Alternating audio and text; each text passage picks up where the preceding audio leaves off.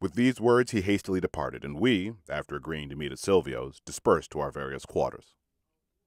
I arrived at Silvio's house at the appointed time, and found nearly the whole regiment there. All his things were already packed. Nothing remained but the bare, bullet-riddled walls. We sat down to table. Our host was in excellent humor, and his gaiety was quickly communicated to the rest. Corks popped every moment, glasses foamed incessantly, and, with the utmost warmth, we wished our departing friend a pleasant journey in every happiness. When we rose from the table, it was already late in the evening. After having wished everybody good-bye, Silvio took me by the hand and detained me just at the moment when I was preparing to depart. "I want to speak to you," he said in a low voice.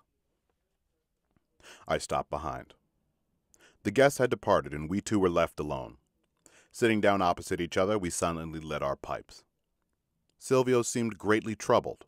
Not a trace remained of his former convulsive gaiety. The intense pallor of his face, his sparkling eyes, and the thick smoke issuing from his mouth gave him a truly diabolical appearance. Several minutes elapsed, and then Silvio broke the silence. "Perhaps we shall never see each other again," said he. "Before we part, I should like to have an explanation with you. You may have observed that I care very little for the opinion of other people, but I like you, and I feel it would be painful to me to leave you with a wrong impression upon your mind." He paused, and began to knock the ashes out of his pipe. I sat gazing silently at the ground.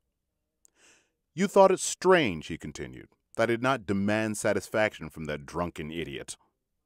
You will admit, however, that having the choice of weapons, his life was in my hands, while my own was in no great danger. I could ascribe my forbearance to generosity alone, but I will not tell a lie. If I could have chastised him without the least risk to my own life, I should have never pardoned him." I looked at Silvio with astonishment. Such a confession completely astounded me. Silvio continued. "Exactly so. I have no right to expose myself to death. 6 years ago I received a slap in the face, and my enemy still lives." My curiosity was greatly excited. "Did you not fight with him?" I asked. "Circumstances probably separated you." "I did fight with him," replied Silvio. "And here is a souvenir of our duel." Silvio rose and took from a cardboard box a red cap with a gold tassel and embroidery. He put it on. A bullet had passed through it about an inch above the forehead. "You know," continued Silvio, "that I served in one of the hussar regiments. My character is well known to you. I am accustomed to taking the lead. From my youth this has been my passion. In our time dissoluteness was a fashion, and I was the most outrageous man in the army. We used to boast of our drunkenness. I beat in a drinking bout the famous Bortsov, of whom Denis Davidov has sung. Duels in our regiment were constantly taking place, and in all of them I was either second or principal. My comrades adored me, while the regimental commanders, who were constantly being changed, looked upon me as a necessary evil. I was calmly enjoying my reputation when a young man belonging to a wealthy and distinguished family, I will not mention his name, joined our regiment. Never in my life have I met with such a fortunate fellow. Imagine to yourself youth, wit, beauty, unbounded gaiety, the most reckless bravery, a famous name, untold wealth. Imagine all these, and you can form some idea of the effect that he would be sure to produce among us. My supremacy was shaken. Dazzled by my reputation, he began to seek my friendship, but I received him coldly, and without the least regret he held aloof from me.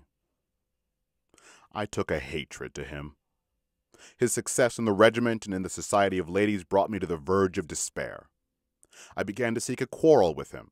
To my epigrams he replied with epigrams which always seemed to me more spontaneous and more cutting than mine, and which were decidedly more amusing, for he joked while I fumed. At last, at a ball given by a Polish-landed proprietor, seeing him the object of the attention of all the ladies, and especially of the mistress of the house, with whom I was upon very good terms, I whispered some grossly insulting remark in his ear. He flamed up and gave me a slap in the face.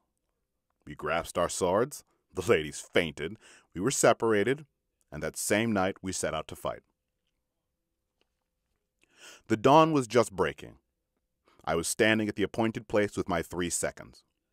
With inexplicable impatience, I awaited my opponent. The spring sun rose, and it was already growing hot. I saw him coming in the distance. He was walking on foot, accompanied by one second. We advanced to meet him. He approached, holding his cap filled with black cherries. The seconds measured 12 paces for us. I had to fire first, but my agitation was so great that I could not depend upon the steadiness of my hand, and in order to give myself time to become calm, I ceded to him the first shot. My adversary would not agree to this. It was decided that we should cast lots. The first number fell to him, the constant favorite of fortune. He took aim, and his bullet went through my cap. It was now my turn. His life was at last in my hands. I looked at him eagerly, endeavoring to detect if only the faintest shadow of uneasiness. But he stood in front of my pistol, picking out the ripest cherries from his cap and spitting out the stones, which flew almost as far as my feet. His indifference annoyed me beyond measure. What is the use, thought I, of depriving him of life when he attaches no value whatsoever to it? A malicious thought flashed through my mind. I lowered my pistol. "You don't seem ready for death just at present," I said to him. "You wish to have your breakfast. I do not wish to hinder you." "You are not hindering me in the least," replied he. "Have the goodness to fire, or just as you please, the shot remains yours. I shall always be ready at your service." I turned to the seconds, informing them that I had no intention of firing that day, and with that, the duel came to an end. I resigned my commission and retired to this little place.